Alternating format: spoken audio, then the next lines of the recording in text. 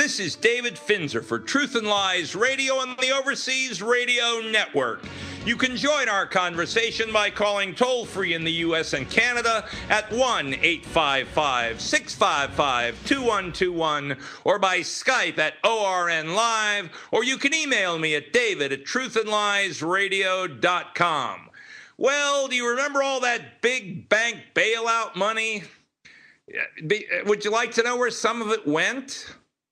The Bank of America Corporation, which got a big chunk, said it will contribute $50 billion over the next 10 years to address climate change. The latest company to boost its investments towards so-called environmental goals. Of course, the problem with all these environmental goals is they forget that people are part of the environment. And so, you know, obviously this means they're going to give money to the tree huggers and eco-Nazis. The new set of goals will become effective on January 1st, following the anticipated completion of the bank's current 10-year pledge of $20 billion, which is said to be 4 years ahead of schedule. Now, if they're 4 years ahead of schedule, giving away $20 billion, why the hell did they need a bailout? They said environmental business delivers value to our clients, return for our shareholders, and helps strengthen the economy. Yeah, I wish someone would explain that to me, because most of the environmental wacky projects, of course, don't work. They cannot work economically, so people lose money on them. So they're not delivering any value to their clients. What they're doing is they're buying political support, which is, of course, part of their history, and they're one of the bad banks. Remember, in my lifetime, of course, originally banks couldn't cross state lines. Banks had to work in one state. Then they had the thing that allowed the banks to go across state lines, and you lost the hometown banker who knew you, and instead you got a bank manager that changed every month and was going to climb the greasy pole of advancement by squeezing every nickel out of the customers that it can. It's not really surprising when you consider, most people don't know this. Do you know what the original name of the Bank of America was when it was founded in California? It was the Bank of Italy. No kidding. The name was the Bank of Italy, and it was founded to help Italian immigrants. So that's probably why they operate like mafia to this day. Anyway, their chief executive, Brian Moynihan, goes on to say, we met our prior goal in about half the time we set for ourselves, so more than doubling our target is ambitious but achievable. If you sum up his words, it's as if they feel as if green research is a fantastic use of their dollars, but of course it isn't their dollars. They're taxpayer dollars. That was a backdoor way for Mr. Obama to fund his wacky eco-Nazi allies that would wipe out humanity or major portions of humanity in favor of snails and fleas and mosquitoes. And this is just absolutely indefensible. Bank of America, shame on you. But nobody does anything about it. One of the banks that got a big bailout, they gave their chief executive, who had gotten them basically into bankruptcy, for arranging the bailout, he got a $3 million bonus. How could you run a regular business like that? You give somebody a bonus for driving you into the edge of bankruptcy, and then you, once he arranges to steal other people's money, which is what happens, taxpayer dollars, taken from us not at will. I don't recall Obama passing around the plate and saying, please contribute to bail out these big crooked banks. But in fact, this is money extorted from the American people at gunpoint. And I mean at gunpoint, because you can spend more time in jail for tax evasion than for murder in many cases. So this is just one more way that both the Republican and Democratic parties, whenever they're in power, how they funnel money to the people who support their agendas. So these banks and the people on their side put money into their campaigns, and then in return, they get federal privileges, federal bailouts, which then they turn around and contribute back to the supporters of the government in power that gave them the largesse in the beginning. And it's a vicious circle. And the only loser in the deal is the American taxpayer. So what you have is bad banks that are being supported because they're too big to fail.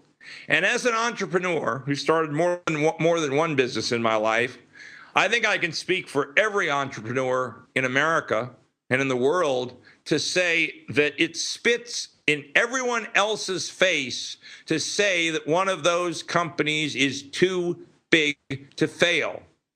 Because most small companies, most startup companies, small and medium-sized companies, which employ more people per dollar spent than a big company, most of them are done by risk, by huge risk. People mortgage their house. They take their entire savings. I mean, I started Capital Conservative with $20,000, which was all I had left after disasters, and put everything into it. I put it all on the line and built it up. And then we made $1 million and we turned around and we put that back in to grow the business.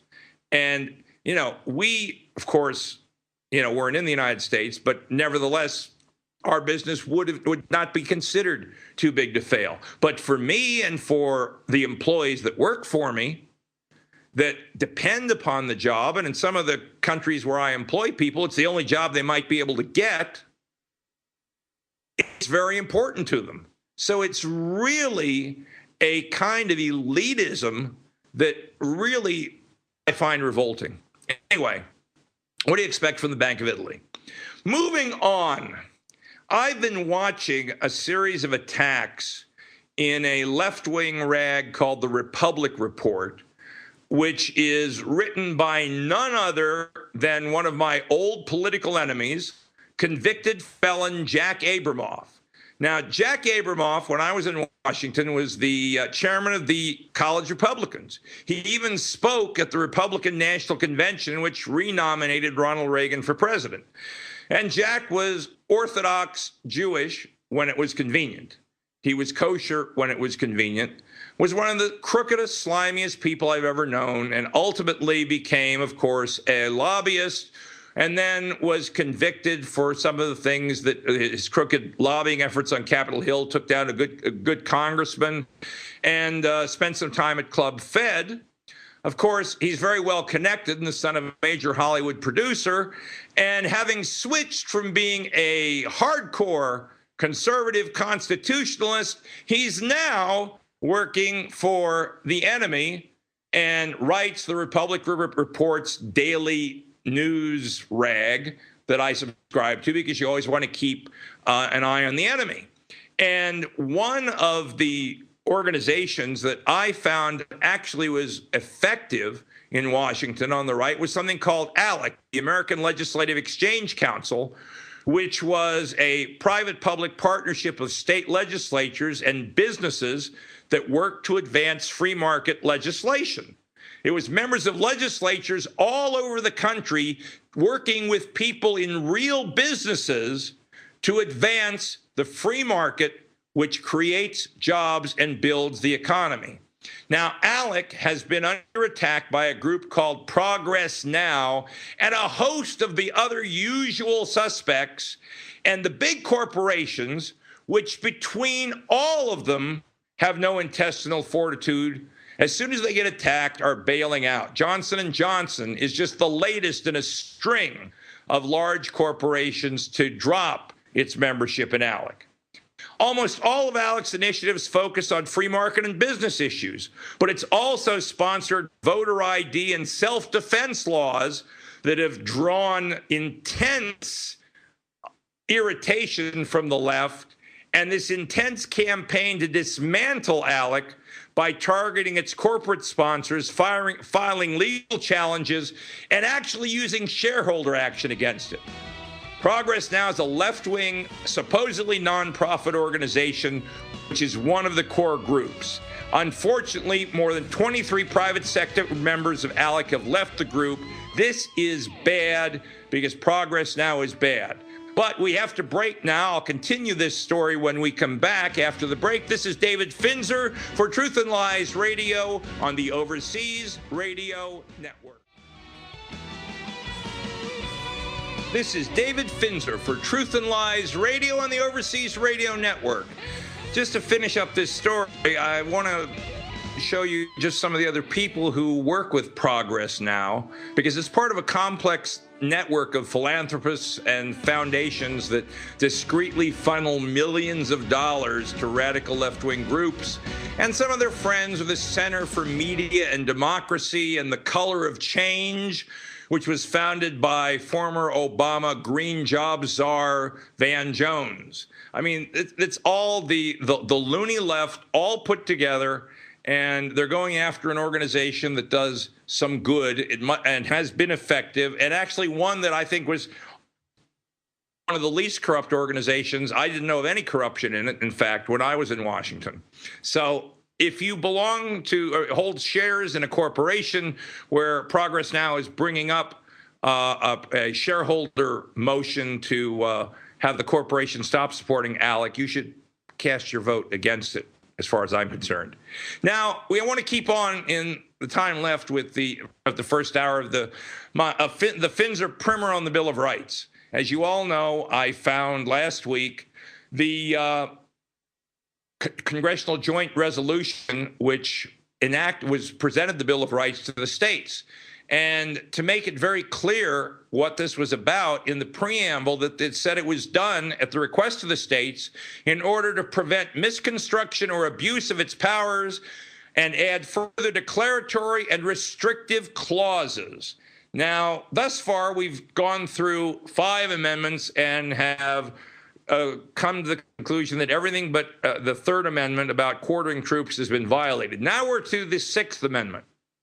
In all criminal prosecutions, the accused shall enjoy the right to a speedy and public trial by an impartial jury of the state and district wherein the crime shall have been committed, which district shall have been previously ascertained by law, and to be informed of the nature and cause of the accusation, to be confronted with the witnesses against him, to have compulsory process for obtaining witnesses in his favor, and to have the assistance of counsel for his defense. Well, that pretty much is all down the tubes in a lot of ways. Now, first of all, let's put this in context. An impartial jury does not mean a jury of idiots. It doesn't mean a jury of people who have nothing better to do and can't find an excuse to duck jury duty. In fact, because it says the jury must be in the state and district where the crime shall have been committed, the founding fathers actually intended that the jury probably knew the parties involved in the trial, and hence would be better judges of the testimony of the people involved because they were all local people. And back then, when people still believed in God and took an oath seriously, if you took an oath to try a case as a juror, according to the facts presented, then people would rely upon that. And while my attorney, Juan Torres, may disagree about the history, I think that there was much more freedom and much more fair trials then, because juries actually tried the crime. But that's just part of it, though. You also have the right to be confronted with the witnesses against you. It doesn't say unless there's a national security issue. In fact, it says you have the right to compulsory process for obtaining witnesses in your favor. But what happens now is all the government has to do, and people have been convicted and sent to jail where they can barely mount a defense because everything they subpoena is declared a national security item or classified, or comes out so redacted that it looks like something like a colander you'd use to shake the water out of spaghetti than it does like a document. Now, the Sixth Amendment doesn't admit of that right. There are plenty of other ways that the court could protect classified information and national security information. The judge could exclude everyone but the jurors and defense counsel and prosecution counsel and put them, they issue gag orders, they issue all kinds of orders all the time. The problem is, regardless of whether it's a good idea or not, or whether national defense calls for it or not, or national security calls for it or not, the Constitution simply doesn't allow it. And so this is one more case that if someone is going to make the argument that, I'm sorry, but we can't give that information because not because it's not germane, because you can always make that argument and the judge can say, it's not real evidence, it's just fishing. But the Constitution doesn't allow for that. So if that needed to be changed, it needed to be done by amendment, not by changing the judicial rules, not by court rulings. You're taught in school, like I was, that law comes from the Constitution, from common law, from statutory law, and from case law. And case law has its place in common law. Case law makes up common law. But none of them trump the Constitution, which is the supreme law of the land and of which this amendment is part. And now all the government has to do is claim some kind of security privilege, and they can defeat the defense and send innocent people to jail. I told you the story once before. I'll remind you again of this poor truck driver in Massachusetts who spent 30 years in prison for the murder of a man that he did not kill. During the whole time he was in prison, the FBI knew that he didn't kill the person. In fact, they knew who did it. It was a mole, a snitch they had inside organized crime. And to protect that snitch, they let this innocent man spend 30 years of his life in prison. Now, they could have gone privately to the prosecution, and the prosecution could have dropped the charges under prosecutorial discretion. Or they could have gone to the governor of the state and gotten the man pardoned. But they did none of that because the government is above us. At least they think they are. And when the FBI agent in charge of that case was finally caught and called before Congress and asked about this, he admitted the whole thing. And then he said, and I'll never forget these words, "What do you want from me? Tears?" As far as I'm concerned, when government officials abuse their power and innocent people go to jail, first of all, they should be made entirely whole by the government in terms of financial loss.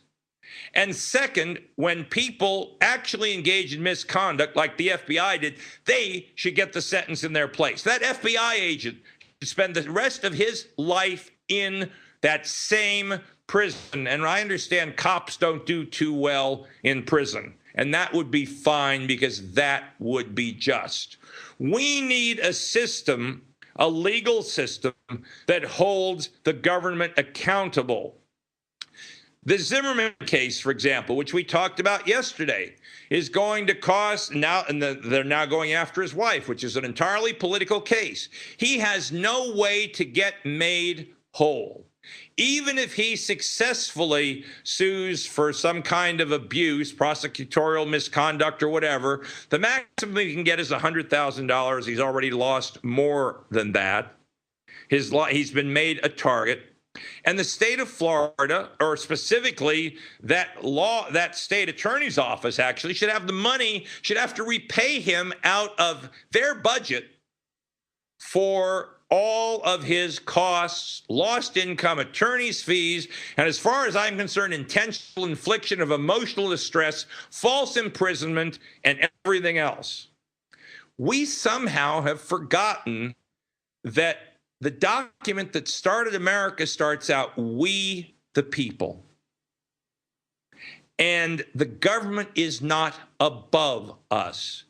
They are our representatives. They are supposed to be public servants, not feudal overlords.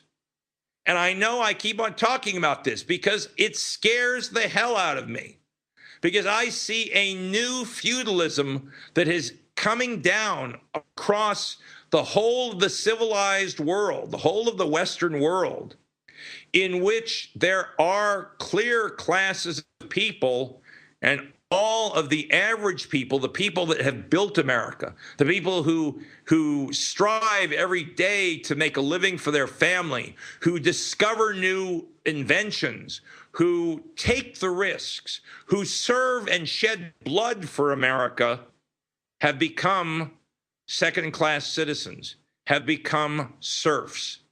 And it is because the Constitution has been completely and totally ignored whenever convenient. And this is just one more example.